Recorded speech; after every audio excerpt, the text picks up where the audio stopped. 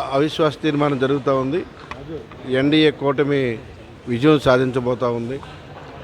ప్రజలు ఎన్డీఏ కూటమికి మద్దతు ఇచ్చారు కాబట్టి ప్రజా తీర్పుకు అనుగుణంగా ప్రజాప్రతినిధులైనటువంటి కార్పొరేట్లు కూడా ఓటేయడానికి సిద్ధంగా ఉన్నారు.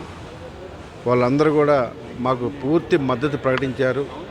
ఈరోజు కొంతమంది విహారయాత్రకి వెళ్ళి హ్యాపీగా వచ్చారు, కొంతమంది ఇక్కడే ఉన్నారు.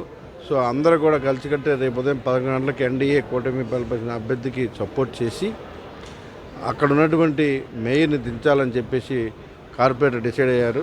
వాళ్ళందరూ కూడా మనస్ఫూర్తిగా స్వాగతిస్తున్నాం. అభివృద్ధి కోరుకున్నారు కాబట్టి అందరూ కూడా సపోర్ట్ చేస్తూ ఉన్నారు. ఇవాళ ఎన్డీఏ అభివృద్ధి, ఓ పక్క అభివృద్ధి, మరో పక్క సంక్షేమంతో ముందుకెళ్తుంది కాబట్టి మేము అందరూ సపోర్ట్ చేస్తాం. గత 5 సంవత్సరాల్లో పార్టీ పూర్తిగా, వైఎస్ఆర్ కాంగ్రెస్ పార్టీ పూర్తిగా నగరాన్ని నిర్లక్ష్యం చేసింది. ఎటువంటి అభివృద్ధి కార్యక్రమం జరగలేదు. ఓ పక్క పోలవరం అన్నారు, మరో పక్క ఎయిర్పోర్ట్ అన్నారు, మరో పక్క రోడ్లు అన్నారు, మరో పక్క ఏకంగా బీచ్ రోడ్డు అన్నారు.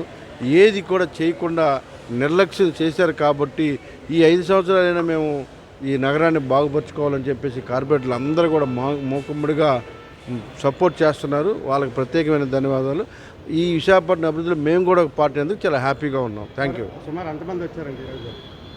సుమారు మద్దతు ప్రకటించడంలో 77 మంది ఉన్నారండి ప్రస్తుతానికి. ఇంకా ఎక్కువ మంది వచ్చే అవకాశం ఉంది. వాళ్ళు ఏమైందంటే వాళ్ళు భయపడిపోయి ఆ పార్టీ మీద నమ్మకం లేక మా పార్టీ వాళ్ళందరూ వెళ్ళిపోతారని భయంతో శ్రీలంక తీసుకెళ్ళి పాస్పోర్ట్ దాచుకున్నారు. కాబట్టి ఆ 30 మందిని ఉన్నారు.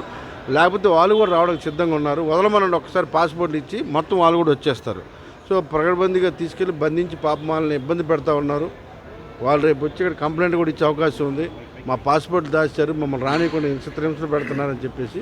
సో ఖచ్చితంగా వాళ్ళు కూడా ఇక్కడికి వస్తే వాళ్ళందరూ కూడా జాయిన్ అయిపోతారు.